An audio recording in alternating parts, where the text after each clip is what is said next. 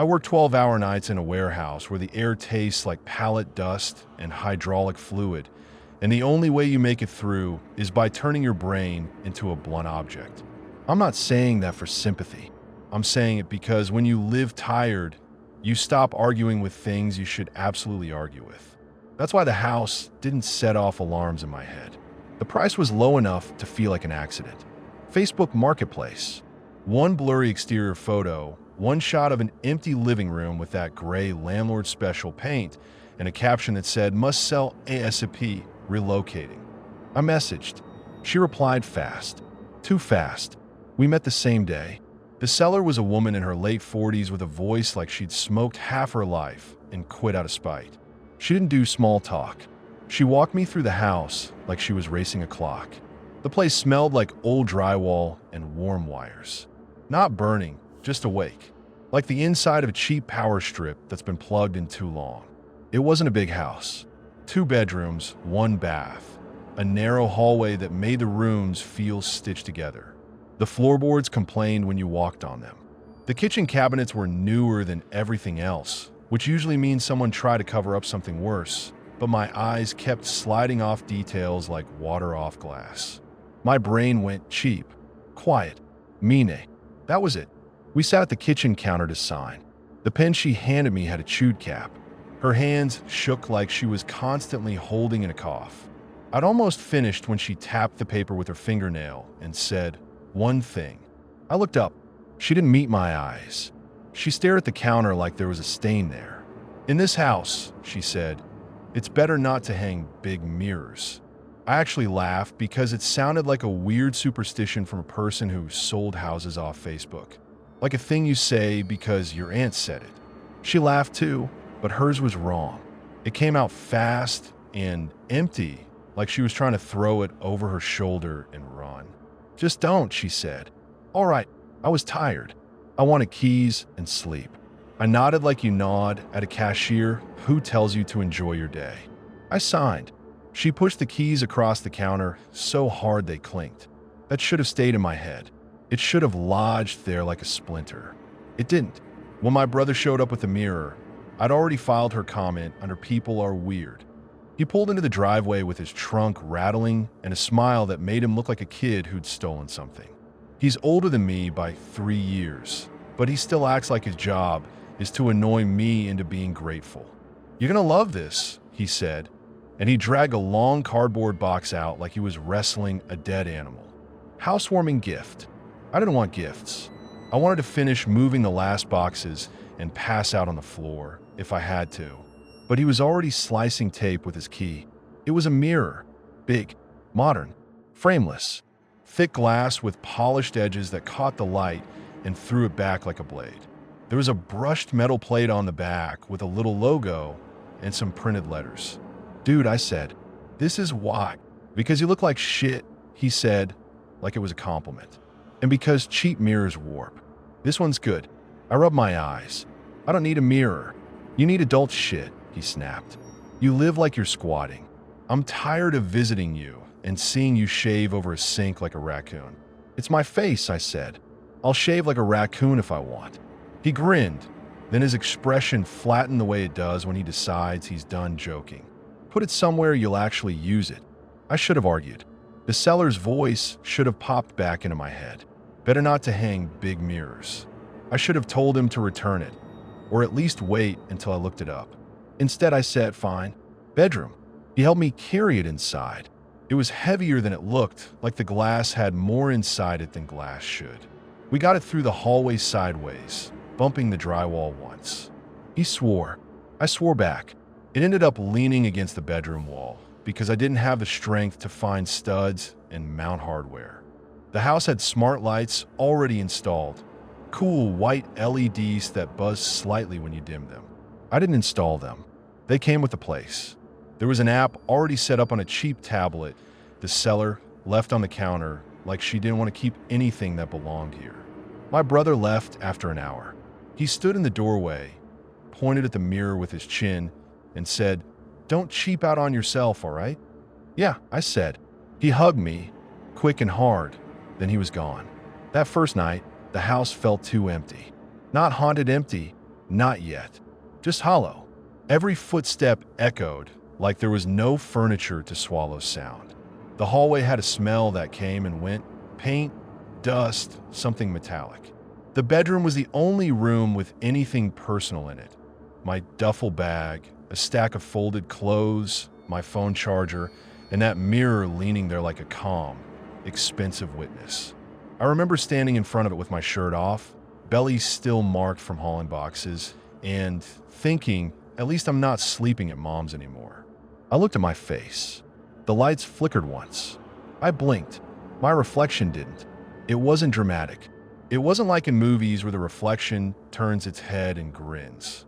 It was a fraction of a second where the eyes in the glass stayed open while mine closed, and then they blinked late, catching up like a streaming video that lagged. I stared. My stomach did that small drop it does when you miss a step on stairs. I blinked again. The reflection blinked with me. Normal. I chalked it up to exhaustion and bad LEDs. Warehouse nights do weird shit to your eyes. Fluorescence can make you feel like time skips. I told myself the mirror was fine and my brain was fried. I went to bed with my boots still on. The next day, or next day for me, which meant late afternoon, I woke up with grit in my mouth and that gross warehouse smell still stuck in my hair. I stumbled to the bathroom, splashed water on my face, and tried not to look at the mirror in the bedroom. I failed. I caught it in the corner of my eye when I walked back to grab a clean shirt. There was reflecting the doorway, reflecting me. I glanced straight at it, just to see like checking a bruise you're pretending isn't there. The reflection smiled. Not wide, not obvious. A twitch at the corner of the mouth, like someone starting a joke and stopping. I wasn't smiling. My face was flat and tired. Then the reflection corrected itself late, smoothing back into my expression like it had received an update. That pissed me off more than it scared me. I don't know why. Maybe because I hate technical problems that don't stay consistent. If something is broken, break in a predictable way. Don't make me doubt my senses. I walked up and checked the back plate. The logo was a stylized I made of straight lines. Under it, Lucent Home Series G. There was a serial number and some tiny print about voltage and interference. I pulled out my phone and searched it. It was a Lucent Home site. The mirror was marketed like it was a piece of wellness tech. Something about light harmonics and sleep optimization. The kind of corporate bullshit that makes you want to punch drywall. The manual was a PDF. It had normal warnings: don't mount above sinks, don't expose to steam, don't use near unstable power sources. Then there was a section called Environmental Compatibility that talked about smart lighting and harmonic resonance like it was a real thing. It read like legal language meant to blame you if your house burned down. I sent a support email. I wrote mirror lagging. Reflection seems delayed. Possible flicker issue. Advice? They replied with an automatic message that might as well have said, try turning it off and on again. Calibration steps. Check for Wi-Fi interference. Ensure stable voltage. No actual human. I switched out the bedroom bulbs with 2 old warm lamps I had in a box. I turned off the overhead LEDs. I stood in front of the mirror under yellow light like it was some dumb science experiment. I blinked. The reflection blinked late. Not every time. Sometimes it matched. Sometimes it hesitated for half a heartbeat. The inconsistency made my skin crawl in a way my brain didn't want to admit. I told myself it was my eyes. I told myself I was dehydrated, overtired, staring too hard. I told myself a mirror can't lag because its glass and physics don't give a shit about my feelings. And still, every time I looked into it, I felt this faint pressure in my ears like altitude change. Like when you drive up a mountain too fast and your head complains. The smell showed up next. Ozone. That clean, sharp electrical smell you get from a hot plug or a dying charger. It wasn't constant. It drifted in and out of rooms like it was looking for a place to settle. The first time I noticed it, I was standing in the hallway with my keys in my hand, about to leave for work. I stopped and sniffed like an idiot. The smell wasn't in the bedroom. It was in the hallway near the bathroom, like the wall itself had breathed it out. I opened the breaker panel. It was old, labels half faded. I touched the wires without thinking, then yanked my hand back because it felt wrong, static on my skin, like the air bit me. I called an electrician. His name was Manny. He showed up 2 days later, grumpy and chewing gum like he hated it. He did the usual routine. Checked breakers, checked outlets, opened a junction box in the hallway. He didn't smell anything. He didn't feel anything. He made a joke about how people who work nights get paranoid. You got old wiring, he said. Not dangerous, just old. If you smell burning, call me. If you smell ozone, he made air quotes. Open a window. It's not in my head, I snapped. He leaned back and raised his eyebrows. I didn't say it was. I'm saying I can't chase ghosts in drywall for you. That word, ghosts, made my stomach tighten. I hated that he said it so casually, like my brain had already been thinking it. I'm not asking you to chase ghosts, I said. I'm asking you to tell me why it smells like a blown outlet. He shrugged. Could be a bad adapter. Could be your neighbor's shit. Could be the smart lights. Those things are junk half the time. I wanted to argue. I wanted him to take it seriously. But he'd already packed his tools like he was done. He gave me his card anyway, like a peace offering. When he left, the hallway smelled normal, like dust and paint and the faint stink of my laundry bag. Then, around midnight, right before I had to leave for work, the ozone smell snapped back so strong I tasted metal on my tongue.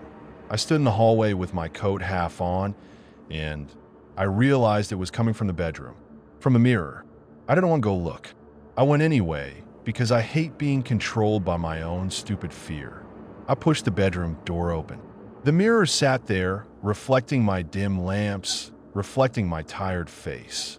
The glass looked clearer than it should have, like the room inside it had more depth. Like the reflection wasn't just a flat image, but a space you could walk into. I stepped closer. The pressure in my ears increased. I lifted my hand slowly, like I was approaching a wild animal. I waved my fingers. The reflection waved back, slightly late, like it was copying me instead of being me. Jesus Christ, I muttered. And then, for a second, the reflection didn't wave at all. It held its hand still, palm raised. Mine kept moving. I jerked my hand away. The reflection jerked too, like it had gotten caught. It matched me again. Perfect. Innocent. Just glass. I backed out of the room, shut the door harder than I meant to, and told myself I was done. Done staring. Done feeding my tired brain with weird shit. I went to work. I stacked boxes. I listened to forklifts beep. I yelled at a coworker who kept leaving pallets crooked because it slowed everything down and I was already on edge. You do this again, and I'm telling Rob you can't handle your lane, I told him. He squinted at me. Damn, man, what's up your ass? Work, I said. My ass is full of work. He laughed, but he backed off. I kept moving. I kept my hands busy. That was my whole strategy for life. If my hands don't stop, my brain can't wander. It worked until it didn't, because the changes started, and they weren't the kind you can ignore by lifting heavier boxes. First, I stopped feeling hungry. Not I ate less. I mean the actual sensation, the hollow pull in your stomach, the thought that food would fix it, just faded like someone turned down a dial. I still ate because my body was trained to. I'd open the fridge, grab whatever, chew while scrolling my phone, swallow because that's what you do. But it didn't feel like anything. No satisfaction, no relief, no craving. Just motion. Then thirst went weird too. I'd go half a shift without drinking water and not feel the dry mouth panic. My lips would crack and I'd notice because it hurt, not because my body told me I needed a drink. And the fucked up part? I felt better. Like I'd finally paid off some invisible debt my body was carrying. More energy, less fog. I got up faster. I stopped dozing off in the break room. I stopped feeling that heavy, sour exhaustion that sits in your bones when you work nights for years. It felt like a gift. That's how it gets you, I think. Not with screaming and blood. With relief. I made a doctor appointment anyway, because I'm not completely stupid. I told myself it was responsible. I sat in a sterile waiting room under bright lights that made my skin look gray. I listened to daytime people talk too loudly about their problems. The doctor did the usual. Blood draw.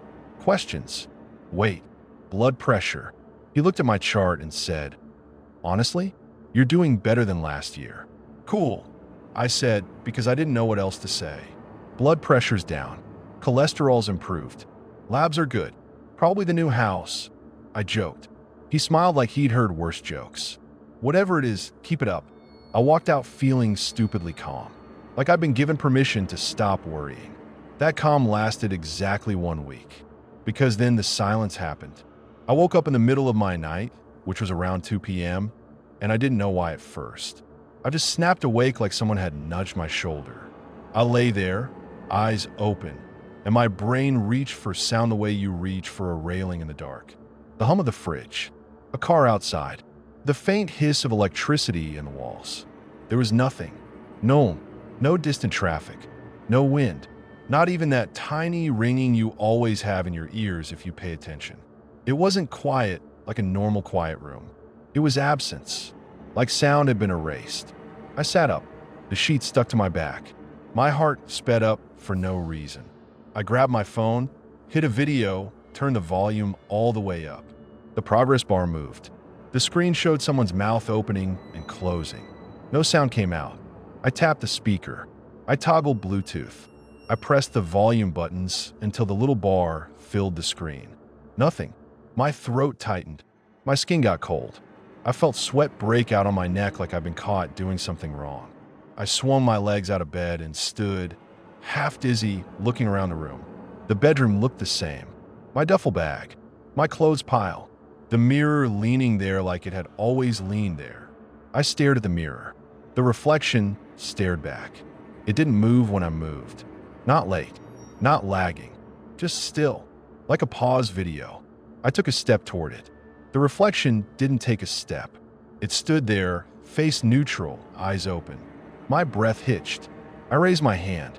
The reflection raised its hand at the exact same time. That made it worse, because it wasn't delayed anymore. It wasn't copying me wrong. It was perfect.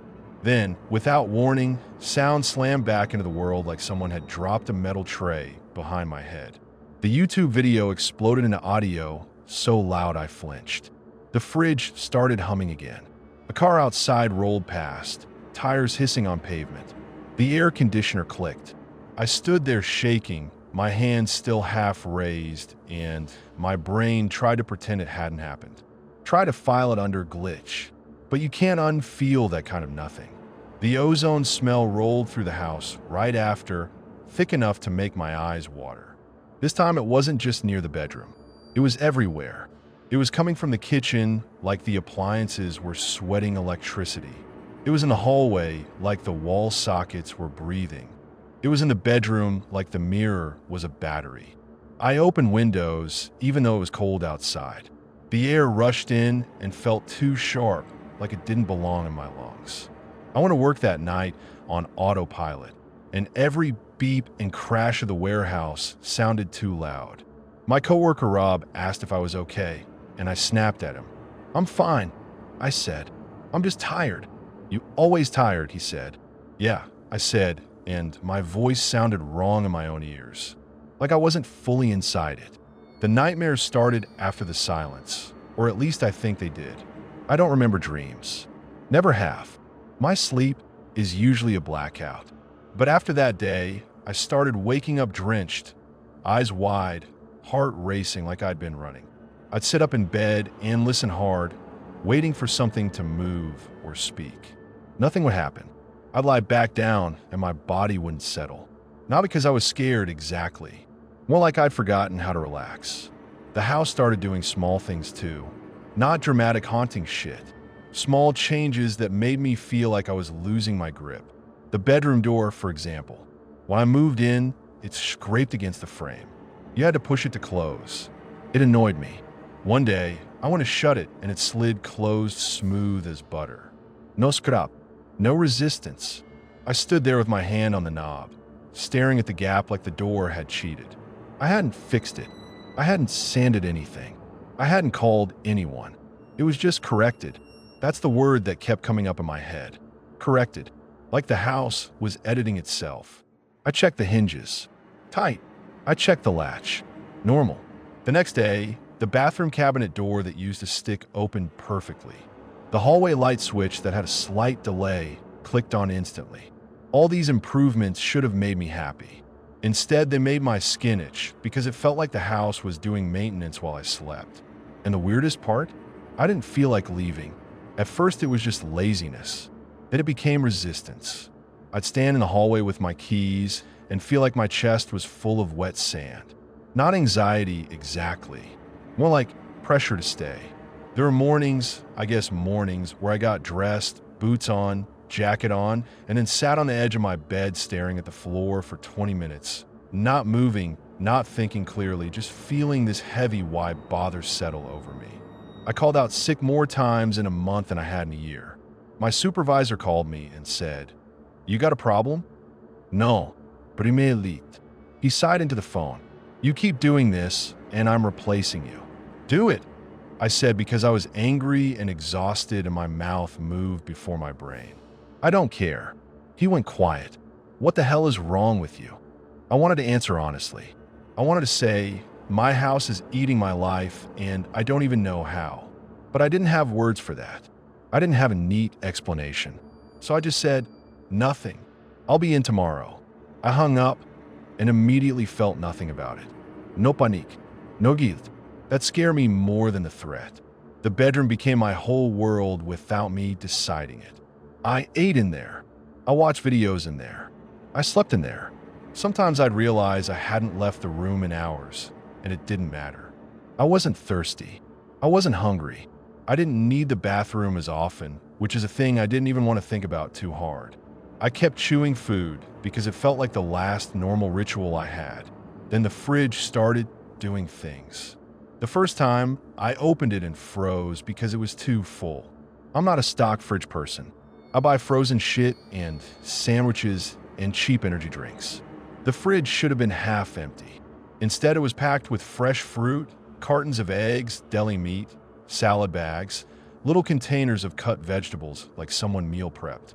It looked like the fridge of a person who had their life together. I stood there with the door open, letting cold air spill onto my bare feet, and tried to remember buying any of it. Nothing. No rozvivox. No receipts. No memory of driving anywhere. No memory of walking aisles. I told myself my brother must have dropped food off. That made sense. He's the kind of person who does helpful shit without asking. I texted him, "Did you stock my fridge?" He didn't reply. I ate an apple because it was right there and my mouth felt weirdly dry, like it wanted something crisp. I couldn't taste it. I could feel the crunch. I could feel juice. But the flavor was muted, like someone had turned down the saturation of the world. The next day, the fridge was full again. More stuff, different brands, a bag of oranges, yogurt I wouldn't buy, a rotisserie chicken still warm in its plastic container like it had just been set there. That one messed me up because warm food doesn't appear by accident. Warm means recent. Warm means someone did this. I checked the locks. I checked the windows. Everything was closed. No sign of forced entry. No footprints. Nothing. I bought a cheap camera and set it on the kitchen counter facing the fridge. I plugged it in. I told myself I was being practical. The camera recorded for an hour and then died for no reason. The footage was corrupted. It played in jerks with blocks of static and weird audio pops, like the file was chewing itself. I tried again with my phone, setting it up on a stack of books. The phone shut off at 13% battery, even though it should have had more. When I turned it back on, the video file was gone. Not in trash, not in storage. Gone. I started to feel like the house was laughing at me, but not in a fun horror way, in a tired matter-of-fact way. Like, no, you don't get to record this. I try not to think about it. I try to treat it like the mirror, a defect, a weird environment thing. Smart lights, interference, bad wiring. That excuse worked until I noticed there were new things in my bedroom too. My shoes moved. Not a lot, just not where I left them. My laundry pile would look folded when I knew I'd dumped it. Once, I woke up with my watch on. I never sleep with it on. It digs into my wrist and annoys me. I always take it off. I stared at it on my arm like it belonged to someone else. When I looked in the mirror after that, the reflection looked rested. That sounds stupid, but it's the only word that fits. The eyes in the glass looked like they'd slept for a week. The skin looked smoother. The posture looked looser, like a person who didn't carry constant tension in their shoulders. And sometimes, just sometimes, the reflection's mouth would soften into that same small smile. Relief, like someone finally coming home after a long shift. I started avoiding looking straight at it again, but now it wasn't just irritation. It was dread, because the lag wasn't the main problem anymore. The main problem was the moments where the mirror felt like it was watching ahead of me, not behind. One day, I came home from work early because they had a machine down and sent half of us home. I walked in, dropped my keys on the counter, and froze because there were 2 dirty plates in the sink. I live alone. I never have 2 dirty plates at once because I don't cook. I eat like a gremlin over the sink and throw everything away. The plates weren't mine. Not in the sense of I didn't buy them. They were my plates, same cheap white ceramic from Target, but they had food residue on them that I didn't recognize. Something dark, oily like sauce. My throat got tight. I walked through the house, checking rooms like someone else might be crouched behind furniture. Nothing. The bedroom door was closed. I stood there staring at it, heart thumping, feeling like a coward. The door looked normal. The knob didn't jiggle. No sound behind it. I opened it anyway.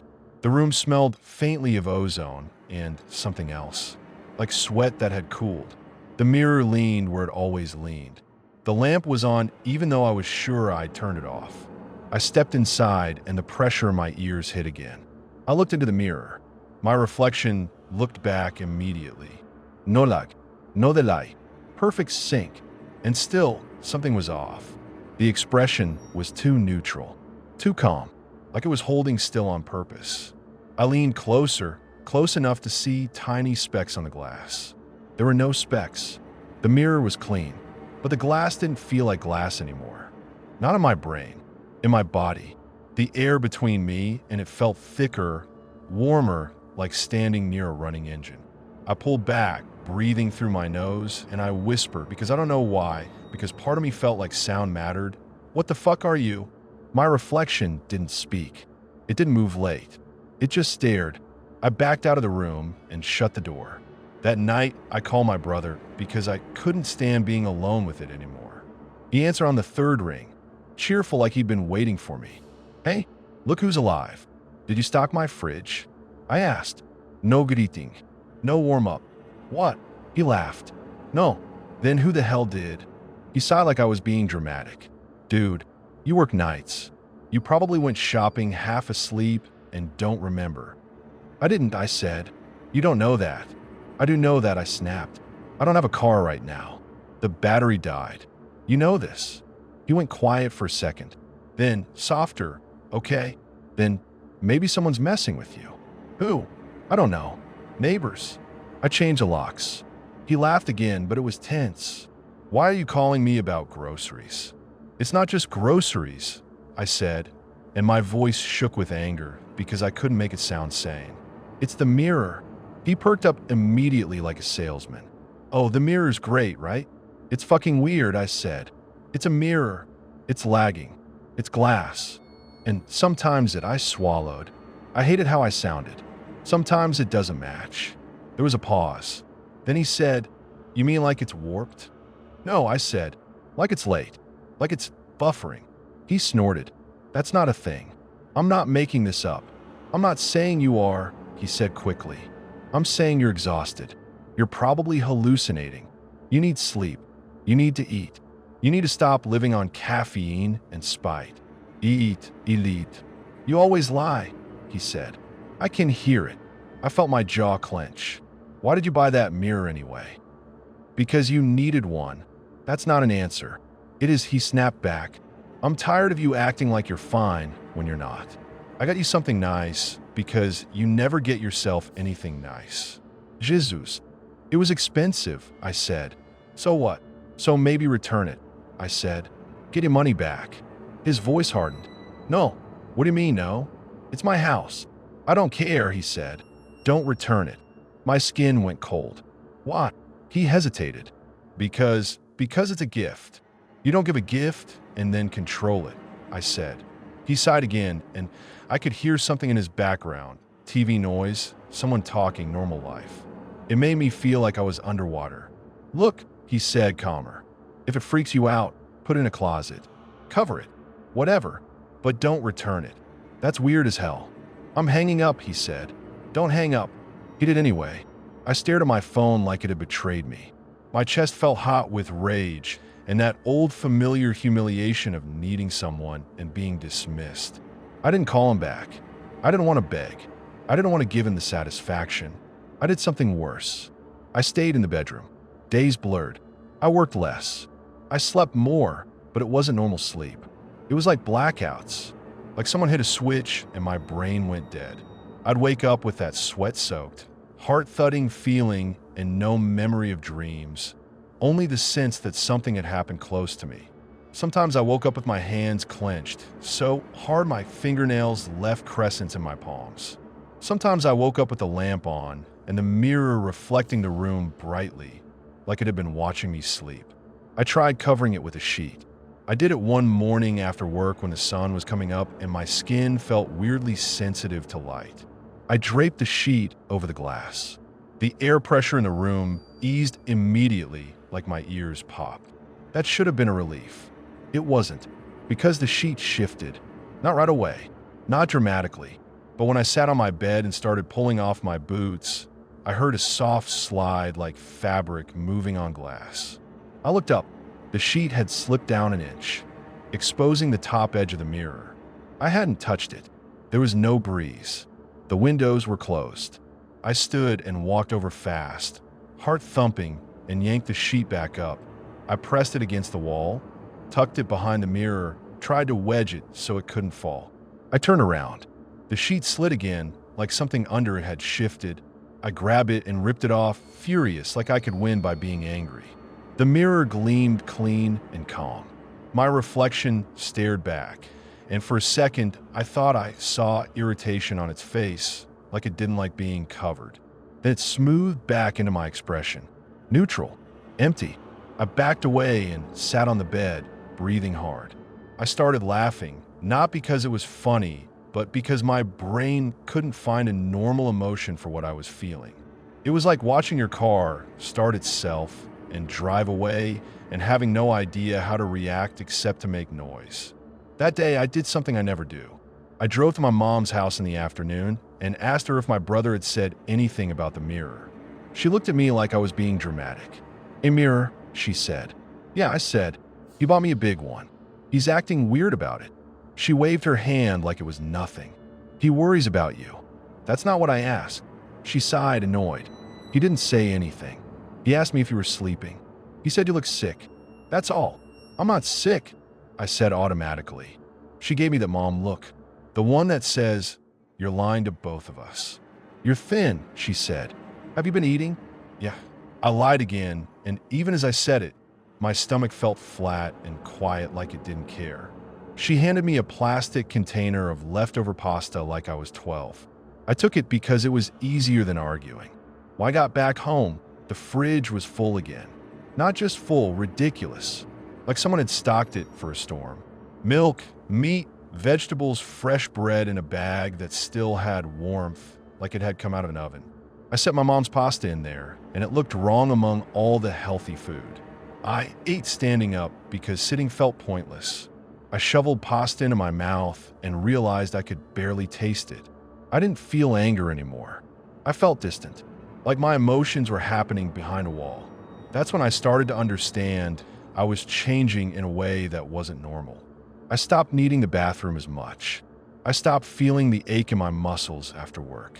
I stopped having that restless hunger for sleep. I looked better. That's the sick part. My skin cleared. My eyes weren't as bloodshot. My face looked smoother. When I caught myself in the mirror, I looked like someone who had finally gotten their shit together. And the reflection looked like someone who'd been waiting for it. One evening, again, evening for me, around 9 p.m., I got home from shift I barely remember. I'd worked like a machine. No conversations, no jokes, just lift, stack, scan, move. My coworkers left me alone because I've been snapping at everyone. I came in, locked the door, stood in the hallway with my jacket still on, and realized the house smelled clean. Not freshener clean, clean like something had been scrubbed, like bleach without the burn. I walked into the kitchen and saw the counter wiped down, spotless. The sink empty. The dishes gone. I hadn't done that. I stood there looking at it, and my mind tried to supply a memory. Me washing dishes. Me wiping the counter. Nothing came. The bedroom door was slightly open. The light inside was on. I walked toward it with my heartbeat loud in my ears. When I stepped into the room, the pressure hit hard enough to make me swallow. My skin prickled like I'd walked into a static field. The mirror stood uncovered, clean, gleaming. The lamp's light looked sharper reflected in it, like the glass brightened everything. I stared at my reflection. It stared back. Perfect sync. No lag. No micro delay. No blinking mismatch. It moved with me like it was truly me. That should have calmed me. It did the opposite, because the more perfect it got, the more it felt like it wasn't a defect anymore. It felt like it had finished learning. I stepped closer, close enough to see the pores on my face, close enough to see the tiny red veins in my eyes. The eyes in the mirror looked clearer than mine, whiter, less tired. I raised my hand slowly. The reflection raised its hand, same speed, same angle. Then it did something small that I didn't do. It tilted its head just a fraction like it was listening. My stomach dropped. I held still. The reflection held still. Its head stayed tilted, eyes fixed on something past me, past my shoulder, like there was a sound in the room I couldn't hear. I turned fast, expecting someone behind me. The room was empty. I turned back. The reflection's head was straight again, matching my posture. And the smile, God, that fucking smile, flickered across its mouth for half a second. Relief, like it had heard the thing it was waiting for. I backed up until my calves hit the bed. I sat down hard, breathing through my nose, trying not to let panic take over because panic makes you do stupid shit. I wanted to call someone. My brother, Manny, Rob from work, anyone. But my phone felt far away, like it belonged to a different life. I stood again because sitting made me feel trapped. I paced the room, hands rubbing my face, and I kept catching the mirror in my peripheral vision. Every time I looked straight at it, it was normal, perfect, innocent. That night, I didn't sleep. I lay in bed with my eyes open, watching the ceiling, waiting for the silence to come back. It didn't. What came instead was worse. Soft sounds in the room that didn't come from outside. A faint click like a plastic switch. A whisper of fabric sliding, like someone shifting weight. Tiny, careful noises you'd ignore if you weren't already wired. I'd sit up and look around. Nothing would be there. Then I'd lie back down and hear it again. By morning, my nerves felt rub raw. I got up and stood in front of the mirror because I didn't know what else to do. I figured if something wanted my attention, I'd give it, and maybe it would stop circling. I stare at my own face. My reflection stare back. I try to force myself to blink normally, to breathe normally, to do normal human shit. The reflection did it all perfectly. I leaned closer until my breath fogged a small circle on the glass. The fog cleared faster than it should have, like the mirror was warm. I touched the edge of the glass with 2 fingers. Cold, normal cold. I pressed my palm flat to it. The skin on my hand prickled. That static feeling crept to my wrist. The air in the room thickened, not like humidity, but like pressure, like the space itself was being squeezed. The mirror's surface didn't change, but my eyes started to water, and not from emotion. From that sharp ozone smell that surged up suddenly, flooding my nose.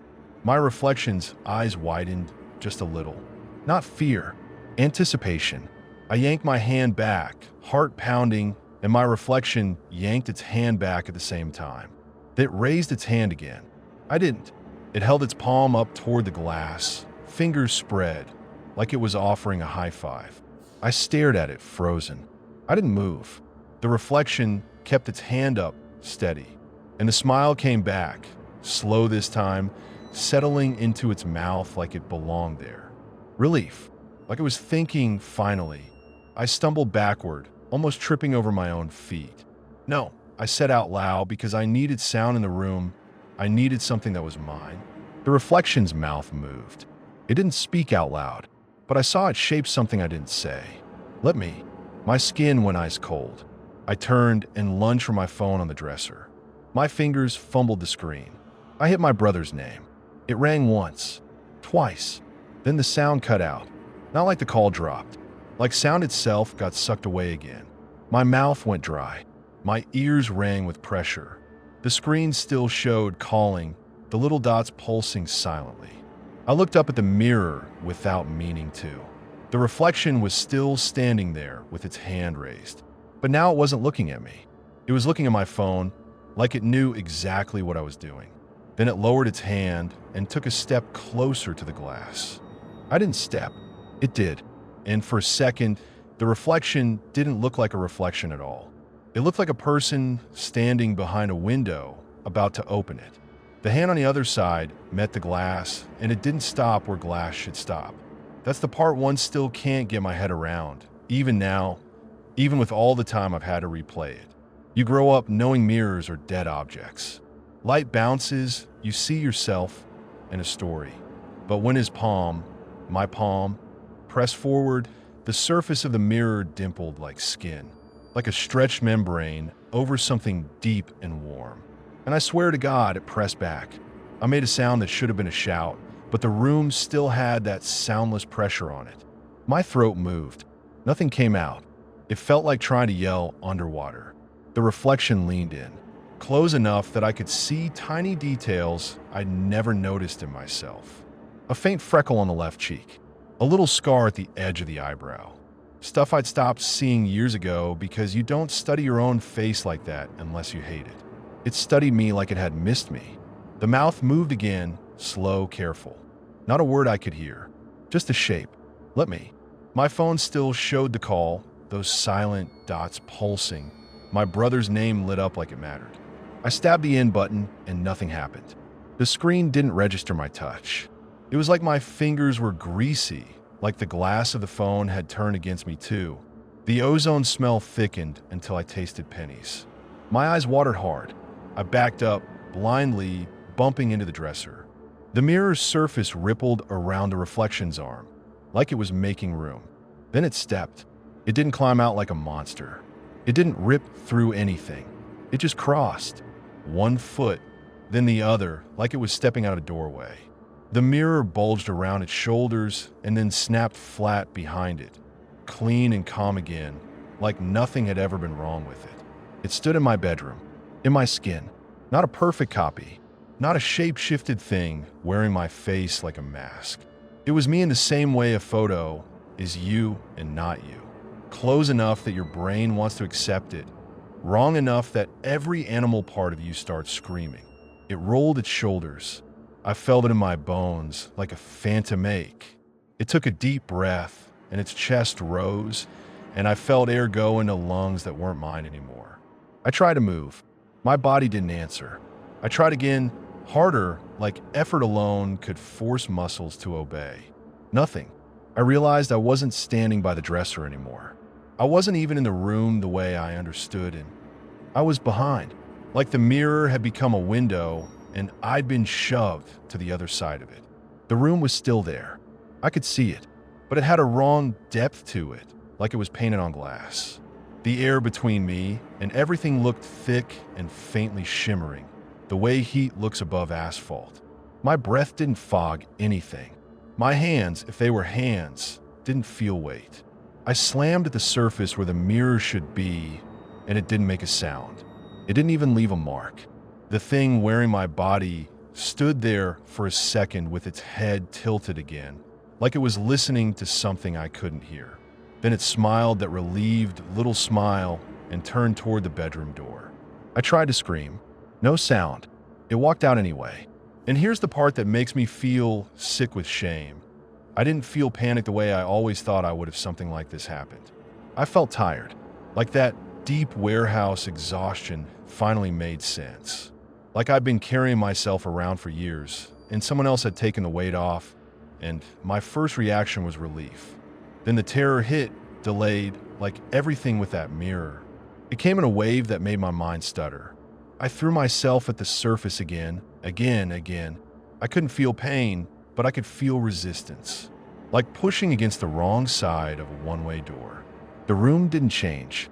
The mirror didn't crack. Nothing gave. The thing in my body reached the hallway and paused. I saw in the reflection angle, my shoulder, my profile, as it looked back once. Not at me. Not like it saw me as a person. Like it was checking a lock. Then it shut the bedroom door. The sound of the latch was loud in the way a dream makes sound loud. It echoed weirdly, stretched out, as if the noise had to travel through something thicker than air. I was alone with the mirror.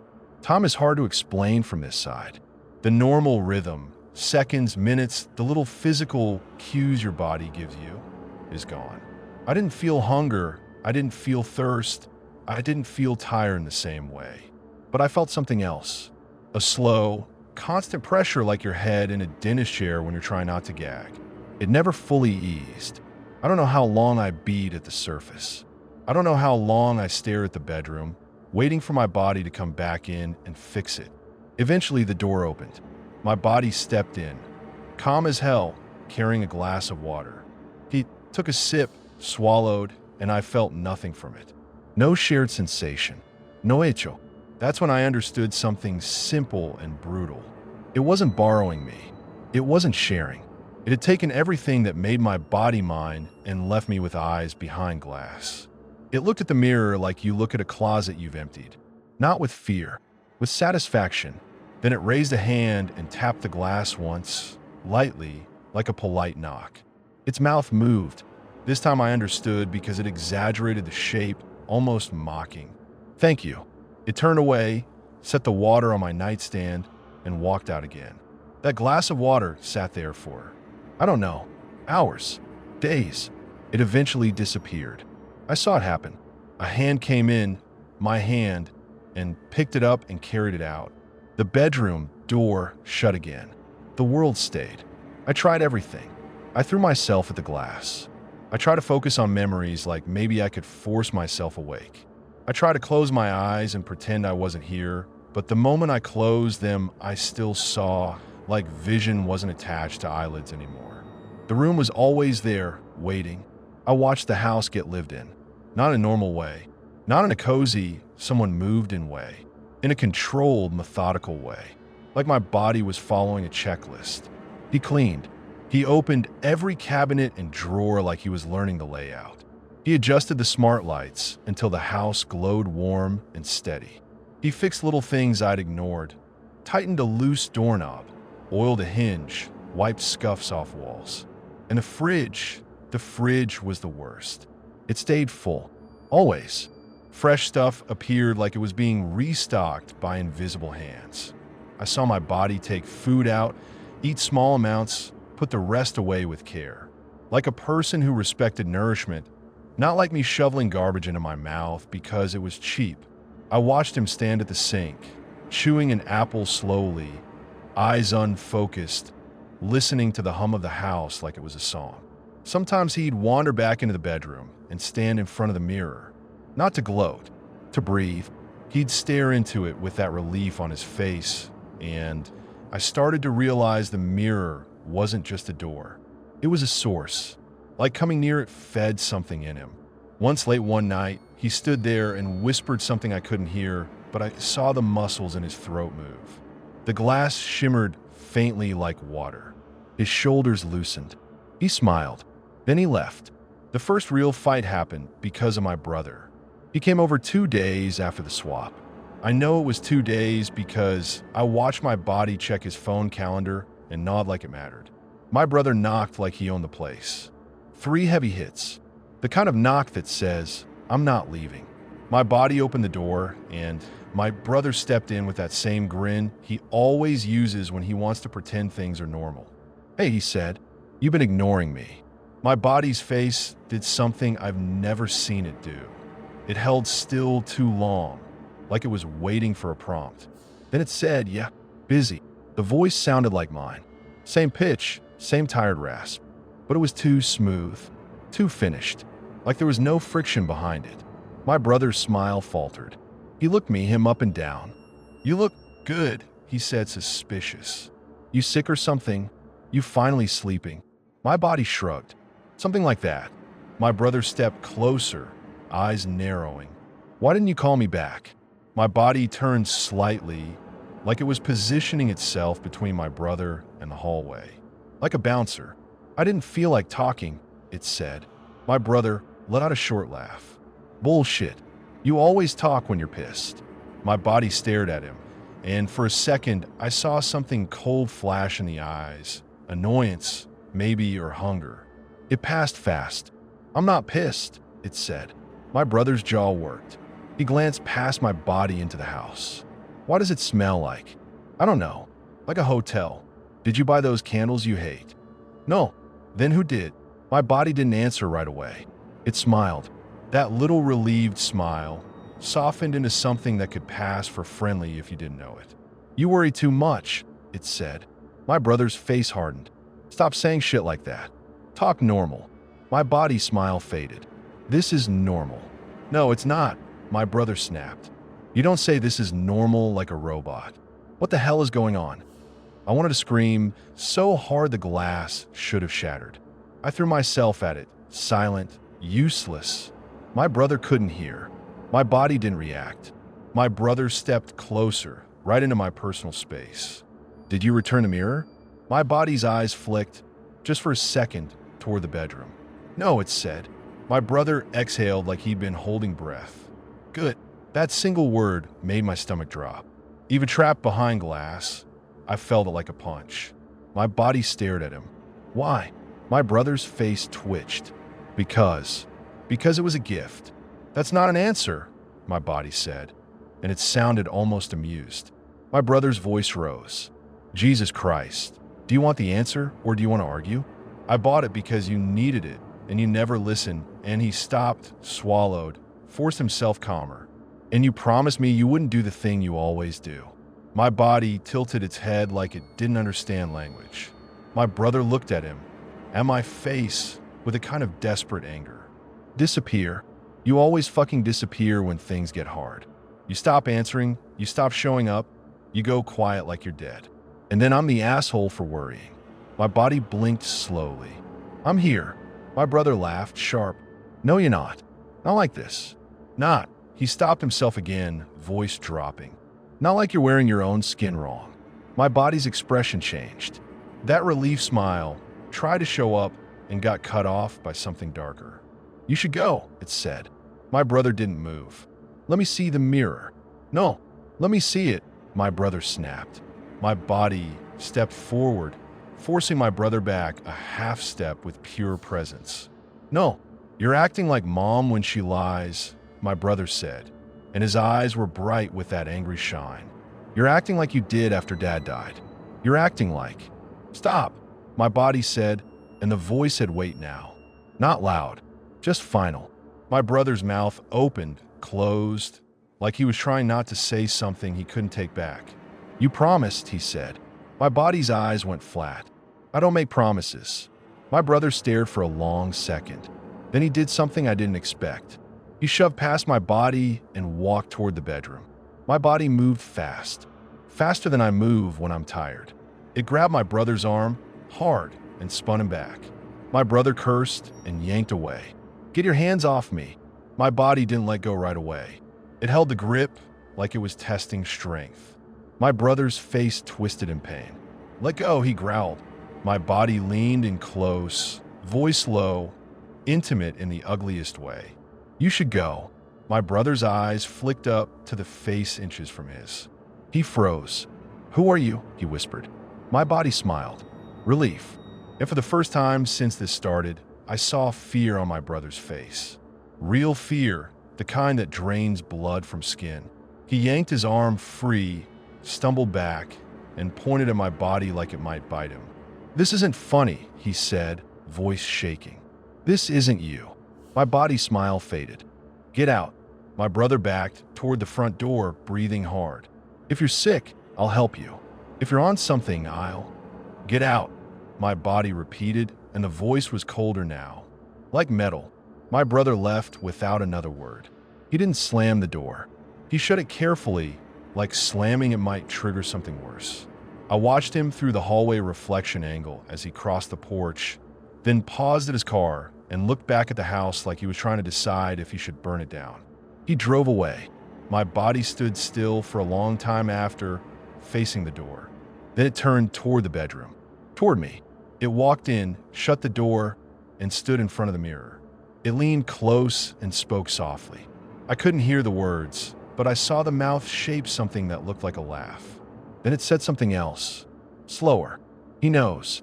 I threw myself at the glass again, silent. I wanted to claw its eyes out.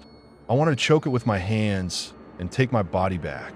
I couldn't even make dust move.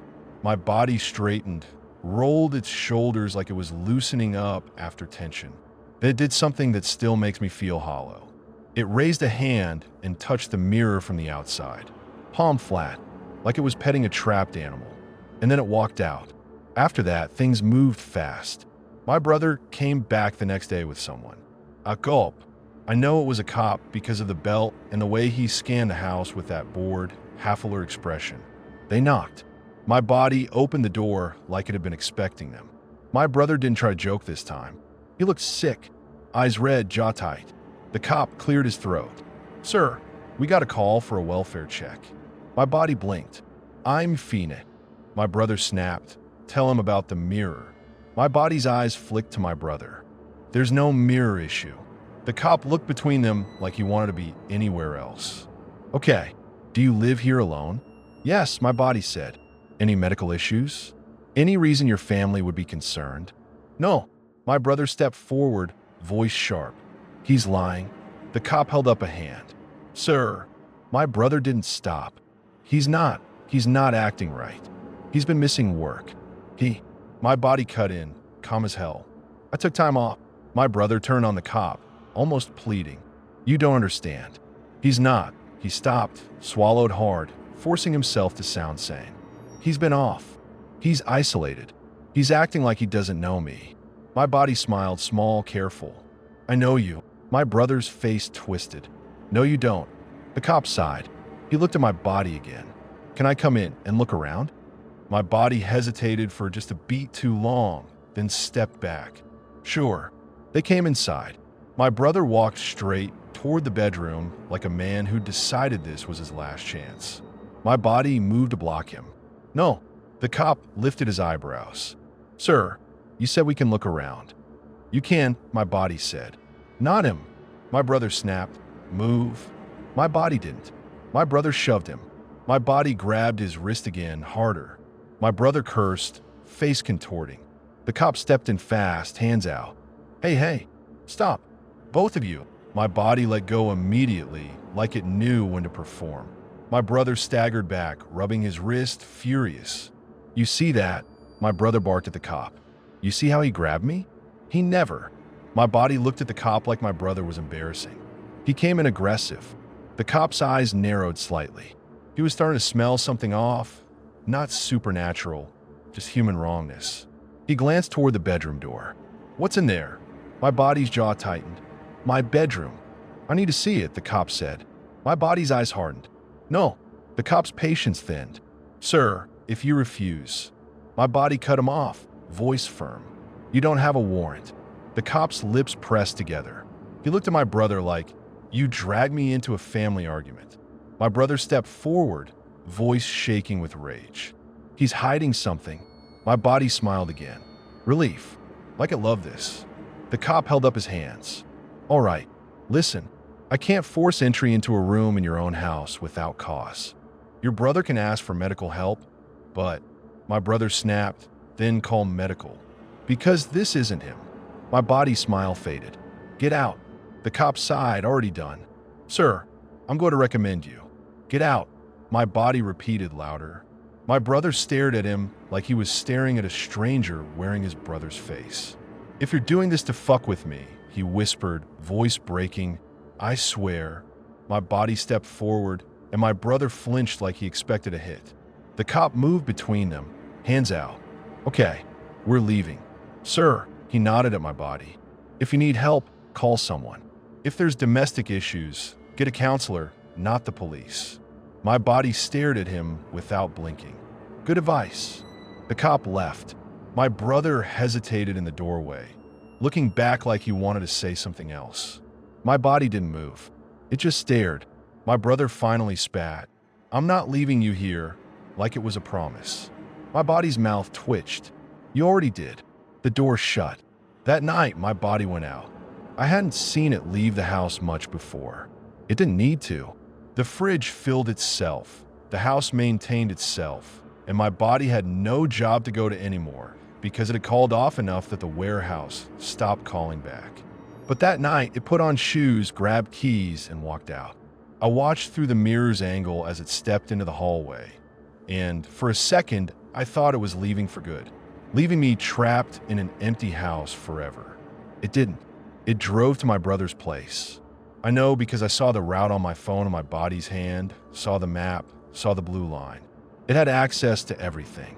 My contacts, my passwords, my life. My brother opened his door like he'd been waiting, eyes wide, jaw clenched. He looked ready to swing. He didn't. He just stared. My body walked in like it belonged there. I couldn't hear the conversation from the mirror world, but I saw pieces of it when they moved into view of my phone camera because my body started recording. That's when I realized it knew my brother would try to document this. It got ahead of him. It held the phone up at chest level, recording my brother's face. My brother's mouth moved fast, angry. My body's mouth moved slow, calm. Then my brother shoved the phone down out of his face. My body didn't react like a hurt brother. It reacted like a thing losing patience. It stepped in, grabbed my brother by the collar, and shoved him back against the wall. My brother's face went from anger to shock. My body leaned close. Its lips moved. My brother's eyes widened like he'd been slapped. He tried to speak again.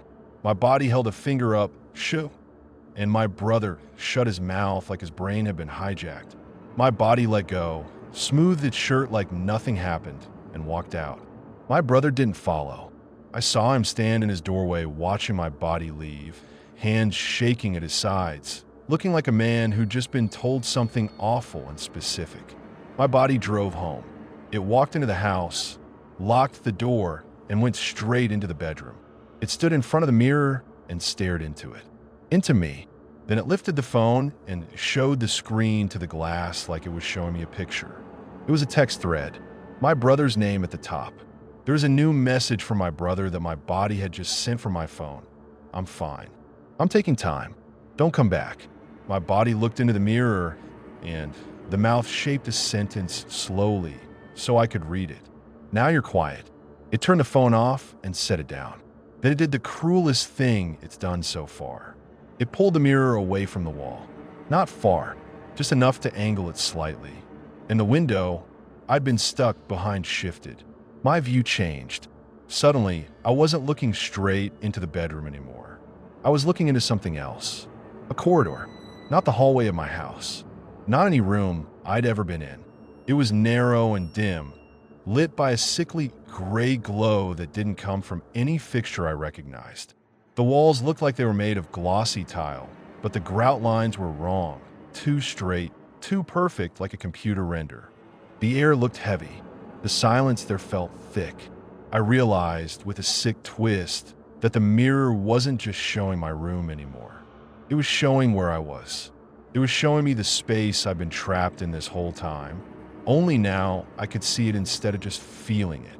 My body smiled. Relief, always relief. It set the mirror back down. The corridor vanished. My bedroom returned. And I understood what it had been doing. It wasn't just keeping me trapped. It was teaching me there was deeper down to go, like showing a prisoner the hole under their cell. After that, my ability to think started breaking in weird ways. I'd be watching the bedroom. Then suddenly I'd be looking at that corridor again for a blink, like my eyes were slipping. Sometimes the corridor was empty. Sometimes it felt like something was standing just out of view. I started noticing sound from that place. Not audible sounds, more like pressure changes, vibrations, the sense of something shifting behind the walls. and I started noticing the mirror in the bedroom reacting when that happened. The glass would shimmer faintly. The room's air would thicken. My body would pause whatever it was doing and tilt its head like it was listening, like it was getting instructions. One morning, my body brought home something wrapped in cloth. It carried it carefully like it was sacred. It sat on my bed and unwrapped it. A smaller mirror. Old, oval, heavy frame, tarnished metal with little cracks in it like veins.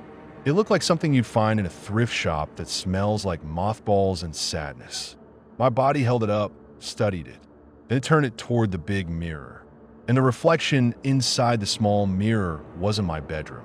It was that corridor again, clearer, sharper. And for a second, I saw movement at the far end of it. Something pale, shifting behind the corner like a person hiding. My body's mouth softened into that relief smile, like it had been given a gift. It set the small mirror down and went to the kitchen.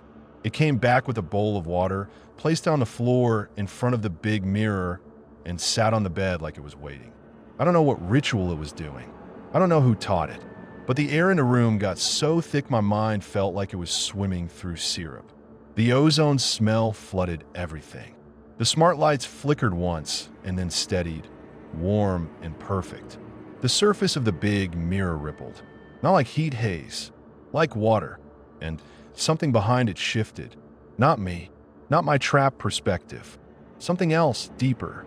My body whispered, and I couldn't hear the words, but I saw the throat move, saw the lips shape careful syllables. Then it smiled wide for the first time. Relief turned into hunger. The surface bulged outward slightly, like something pressed from the other side.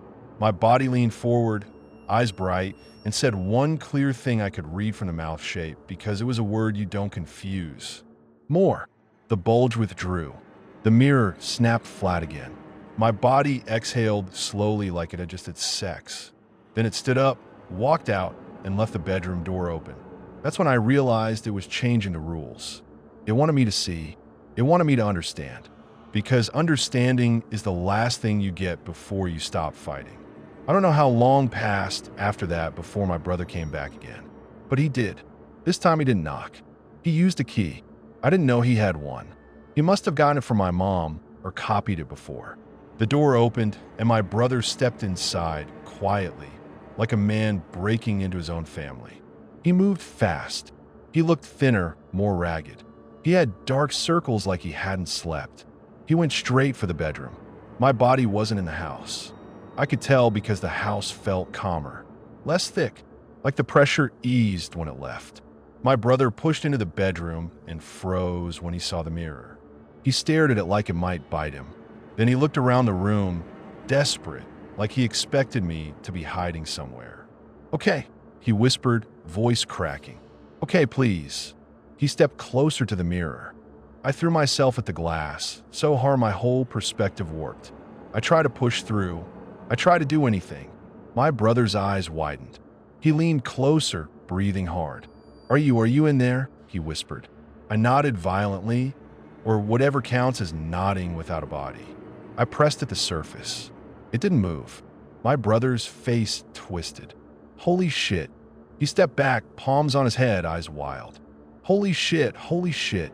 He grabbed his phone and pointed it at the mirror, hands shaking. The screen went black. He swore. No, come on. He slapped the phone. It stayed black. He looked up at the mirror again, and I saw something in his eyes that made my stomach drop. Guilt. He swallowed hard and said, "I'm sorry." I pressed harder. He stepped closer and whispered, "I didn't know it was like this. I thought it would help. I thought." The front door clicked. My brother snapped his head toward the hallway like a hunted animal. My body's footsteps came down the hall, slow, steady, confident. My brother backed away from the mirror, eyes darting, trying to decide if he should run or fight. My body stepped into the doorway. It took in the scene. My brother, the mirror, the small old mirror on the bed, the bowl of water on the floor, like it was reading a report. Then it smiled. Relief. My brother raised his hands like he was trying to calm a dog. "Listen. Just listen to me. I know you're not. My body cut him off. You shouldn't be here. My brother's voice shook. Where is he? My body blinked slowly. I'm here. My brother's face twisted with rage. No, you're not. My body stepped into the room and shut the door behind it.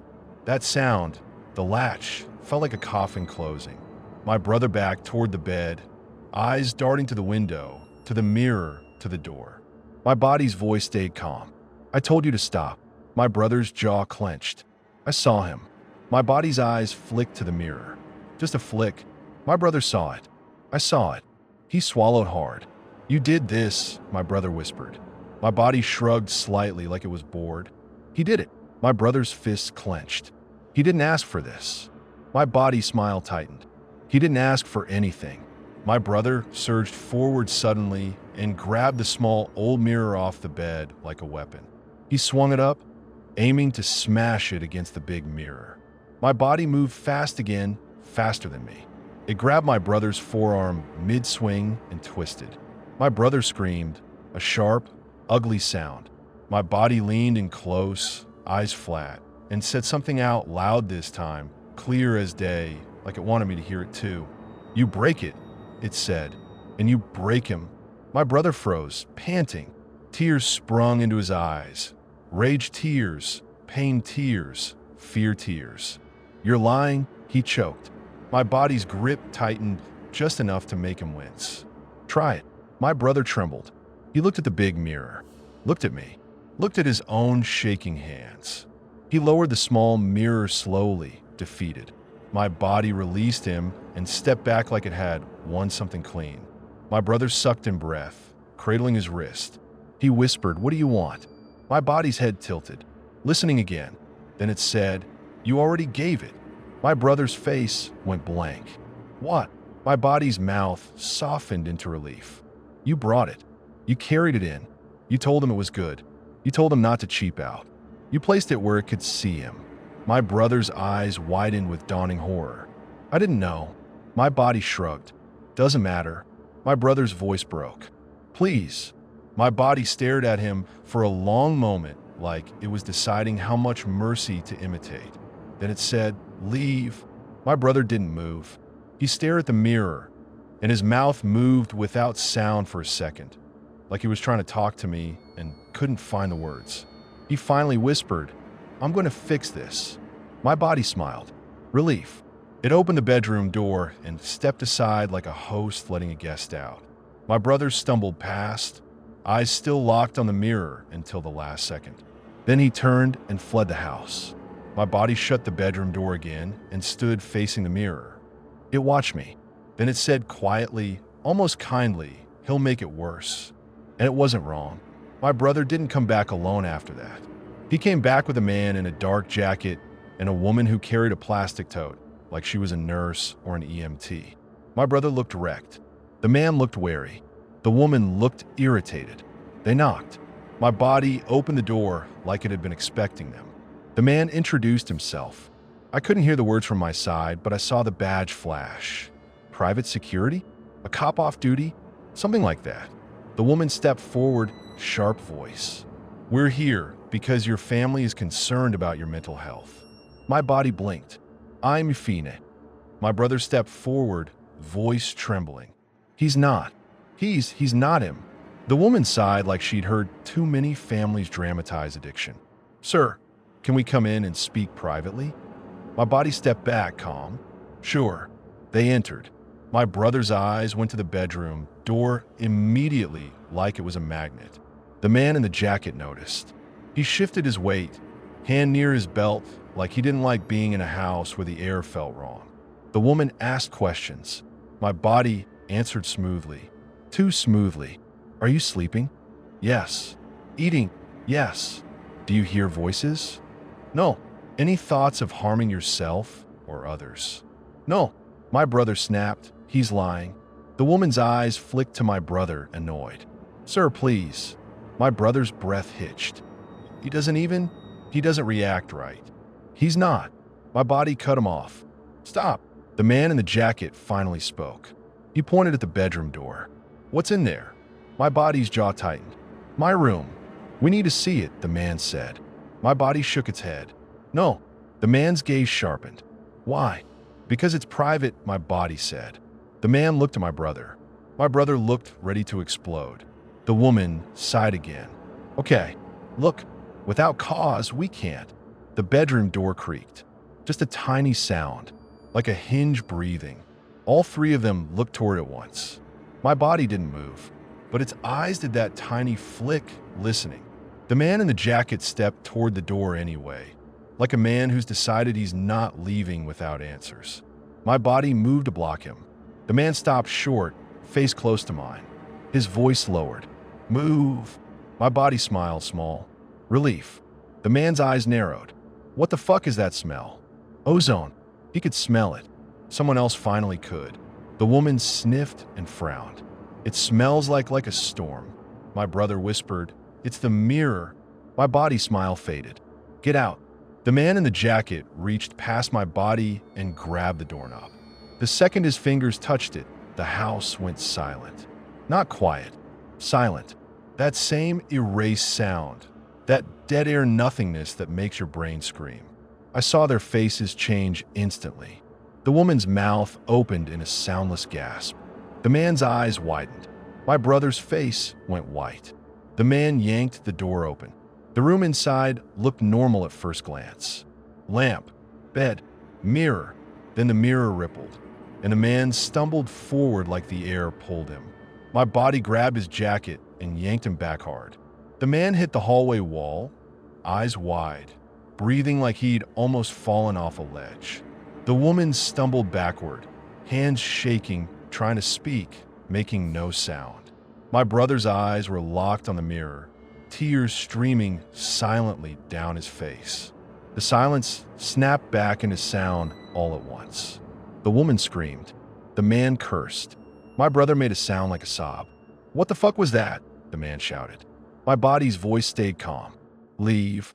The man took a step forward again, furious now. No, what the fuck is in there? My body's eyes went flat. Nothing you can help. The woman grabbed my brother's arm, frantic. We have to go. We have to go now. My brother shook her off, eyes wild. No, I saw him. He's in there. The man stared at my body like he finally understood he wasn't dealing with a normal family crisis. Is there someone trapped in that mirror? My body didn't answer. That silence was an answer. The man pulled something from his jacket, pepper spray or a taser. I couldn't see clearly and pointed it at my body like it would matter. Back up, he said. My body didn't flinch. It smiled. Relief. Then it said, very softly, don't. The man hesitated. His hand shook. He looked at the mirror again like it had changed the rules of reality, and he didn't know how to hold a weapon against that. The woman grabbed his arm, screaming, Get the fuck out. My brother stood frozen in the hallway, staring at the mirror like it was the only thing in the world. My body turned its head toward him slowly. You're hurting him. My brother snapped out of it like a spell broke. He stumbled backward, shaking. I'm sorry, he whispered, looking at the mirror. I am sorry. Then the woman dragged him out, and the man followed, still staring like he expected the mirror to reach out and grab him. The front door slammed. My body locked it calmly. Then it walked back into the bedroom and stood in front of the mirror. It watched me. Its expression softened. Relief turned into something almost like pity. It's not going to work, it said out loud, clearly, like it wanted me to hear. I tried to speak. My mouth didn't make sound. My throat didn't even exist the way it used to. My body leaned close to the glass and whispered, He's going to try to find the cellar. My stomach clenched. The cellar. The woman with the smoked-out voice. The warning. My body smiled again. Good. It stepped back and picked up the small, old mirror from the bed. It held it up and angled it so it reflected into the big mirror. For a second, the corridor appeared again, clearer than before. And this time there was definitely something there. A shape at the far end, pale and upright, like a person standing still. It raised an arm. I couldn't see its face, but I could feel it looking. My body's shoulders relaxed like someone finally reached out and took its hand. Soon, my body whispered. Then it lowered the small mirror and the corridor vanished. I was left staring at my bedroom again, my lamp, my bed, My familiar trash pile in the corner like it mattered. My brother did try to find the cellar. I know because I saw it on my body's phone later. Search history, messages, the way it scrolled through Marketplace like a predator checking the trail. The listing was gone. The profile was gone. The name didn't lead anywhere. My brother went to my mom. I know because my mom called my phone and my body answered, and I watched it lie to her in my voice like it was nothing. "Mom," it said gentle, "I'm fine." My mom cried. I saw it. My body listened with a calm face, head slightly tilted like it was studying grief. "I just want you to come over," my mom said. "Oh, well, my body promised." It didn't. After that call, my body stood in front of the mirror for a long time, expression unreadable. Then it said quietly, "I don't like that." And I realized with a cold wave that it didn't like reminders. It didn't like the strings of my old life tugging at it. It wanted clean, so it started cutting. It changed my number. I saw it do it. New SIM card, new plan. It closed bank accounts. It moved money. It quit my job officially. It sent messages to people I barely cared about, ending things like swatting flies. My world shrank to the bedroom, the mirror, the fridge that filled itself like a heartbeat, and the corridor that kept flashing into view in that sickly gray. Then one day my body came home with a cardboard box. It carried it into the bedroom and set it down carefully. It opened it and pulled out tools. Mounting brackets, stool finna, screws. It was gonna hang the mirror. Not lean it, not leave it temporary, make it permanent. I threw myself at the surface so hard my vision rippled. I tried to shake the glass. I tried to create anything, any sign. My body didn't look at me. It hummed quietly under its breath as it worked like it was happy. It found studs, drilled holes, mounted the bracket. The sound of the drill made my brain feel like it was tearing because sound travels wrong through this side. It stretched and warped and echoed like the house itself hated it. Then it lifted the mirror. I remembered how heavy it was when my brother and I carried it in. My body lifted it alone. No stran, no grunt. Like it had more strength than I ever had. Like my muscles belonged to something else now. It hung the mirror on the wall, perfectly straight, perfectly centered. The moment it clicked into place, the air changed. The pressure in the room increased until it felt like being deep underwater. My mind throbbed. The ozone smell flooded everything until it burned. The smart lights flickered once, then settled into a warm, steady glow that made the room look safe. My body stepped back and admired its work like an artist. Then it smiled huge. Relief. Relief like a starving man seeing food. And the surface of the mirror rippled. Not just a faint shimmer. A slow, rolling wave like the glass had turned to water. Behind it, the corridor appeared, bigger than before, deeper than before, like hanging the mirror had widened the doorway. The pale figure stood closer now, just a few steps down the corridor. I couldn't see its face, but I could see it was smiling. My body whispered, "I kept it." The figure lifted a hand in a gesture that looked eerily like my own. My body stepped closer to the mirror, palm raised. The glass bulged outward slightly, like it wanted contact. I realized in that moment what this was. The mirror wasn't a single swap. It was a pipeline, a checkpoint. My body wasn't the end goal. My body was a carrier, a vessel that had been prepared, fed, improved, made clean and calm and strong. For something else, my throat closed even though I don't have a throat. My mind scrambled for a plan like desperation itself could become a tool. And then something happened that I didn't cause. The bedroom door slammed open. My brother charged in, wild-eyed, holding a hammer like he'd stolen it from a job site. He looked like he hadn't slept in days. His face was covered in stubble. His hand shook. My body turned fast, startled for the first time I'd seen. The relief smile flickered and died. My brother didn't hesitate. He swung the hammer at the mirror. My body lunged for him. The hammer hit the glass. The sound was wrong. Not a shatter, not a crack. A deep, wet thud like hitting thick ice. The mirror rippled violently. The corridor behind it surged into view like a wave breaking. My brother screamed, "I'm sorry," like an apology to me, to the world, to whatever God listens to idiots with hammers. He swung again. My body grabbed him mid-swing and threw him. Not shoved, threw. My brother hit the wall hard enough that his head bounced. He slid to the floor, dazed. My body stalked toward him, breathing hard, eyes bright with something savage. The calm act was gone. It looked angry now. It looked hungry. My brother blinked, trying to focus. His eyes snapped to the mirror. The pale figure was closer, pressed against the inside like someone leaning into a window. My brother's face went slack with horror. "Oh God," he whispered. My body followed his gaze. And for the first time, my body looked afraid. Not human fear, not panic, a sharp, territorial fear. It turned back to my brother, voice low and furious. "You shouldn't have done that." My brother spat blood, eyes glassy. "Fuck you," he rasped. My body grabbed him by the shirt and hauled him up like he weighed nothing.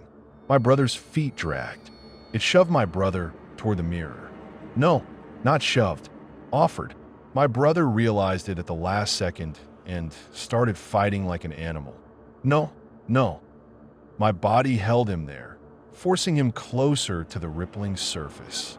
The mirror bulged outward around my brother's shoulder, like it was trying to swallow him. My brother screamed my name. Not my nickname. My full name, like it would reach something human.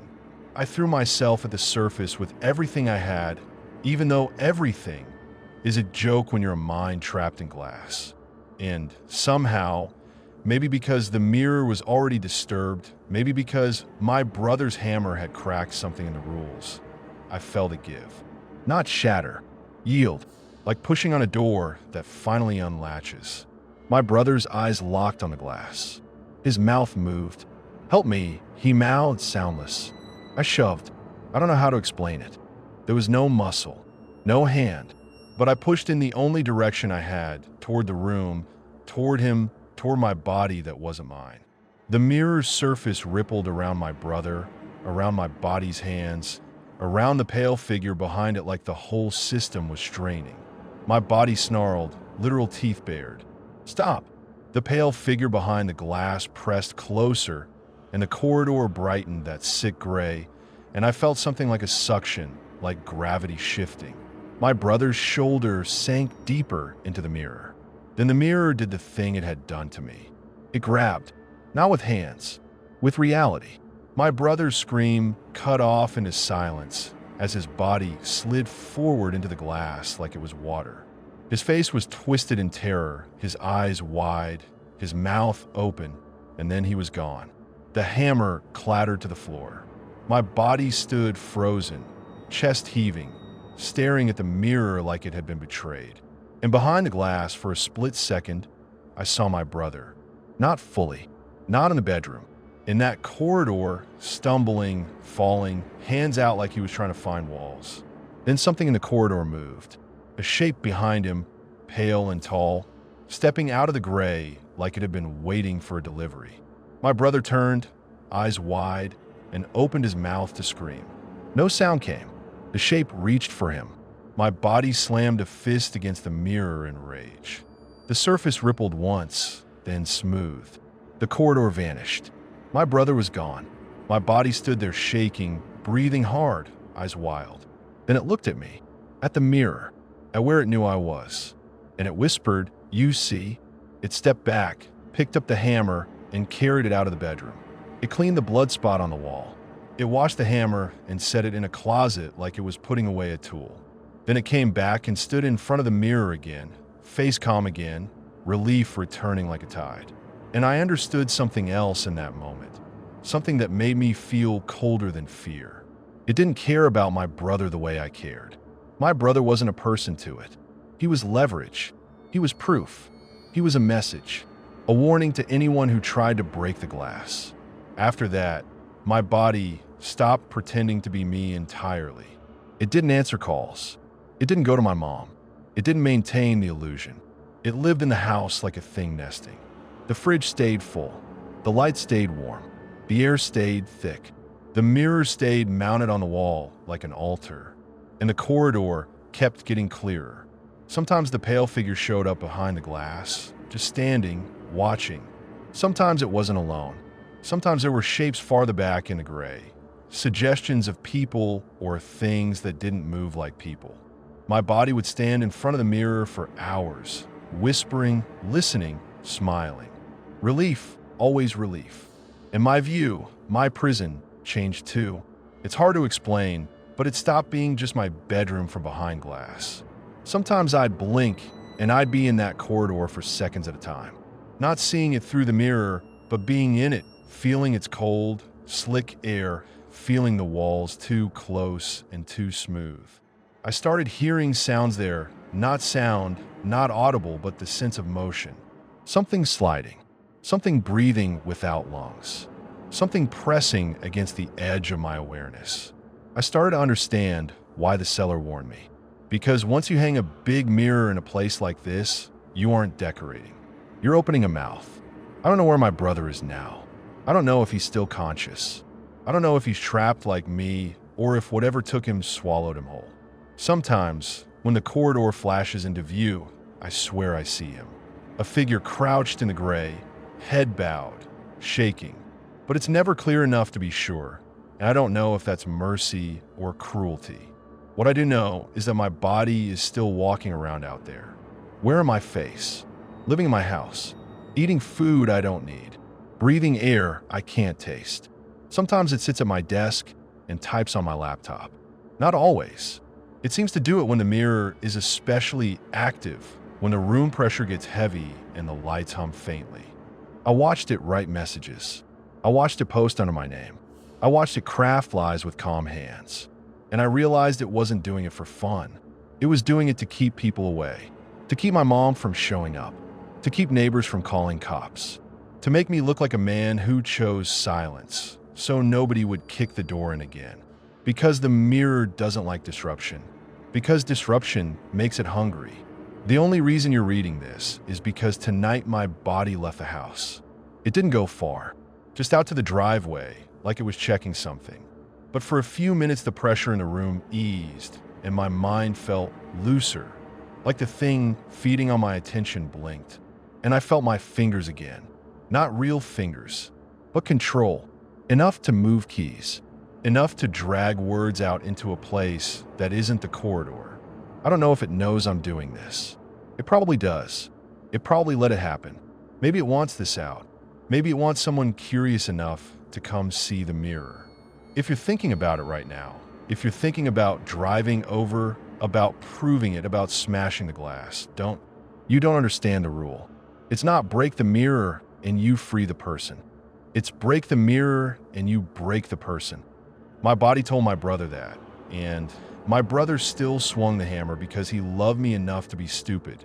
And the mirror took him like it was collecting a debt. If you think you can outsmart it, you can't. If you think you can document it, it will erase your footage. If you think you can bring help, it will turn help into more mouths. I'm writing this because it's the only thing I can still do that feels like mine. I don't have hunger, I don't have sleep, I don't have skin, but I have memory and I have rage and I have this thin little thread of control when the house looks away. And I'm writing because the last time my body stood in front of the mirror, I saw the pale figure behind it lift a hand and point. Not at my body, not at me. Toward the front door, toward the outside, toward whoever comes next. My body is coming back inside now. I can feel the pressure building again, that thick underwater squeeze. The lights just flickered, warm and steady. The ozone smell is creeping in like breath. The keys on the laptop are starting to feel far away again, like my fingers are dissolving. If this cuts off mid-sentence, it's because it noticed. If you see my name posting somewhere acting normal, it's not me. If you get a message from me telling you to come over, don't. And if you ever buy a cheap house off Marketplace and the seller says something weird and laughs like she wants to run, listen to her. I didn't. Now all I can do is watch someone else live my life and smile like he's finally home.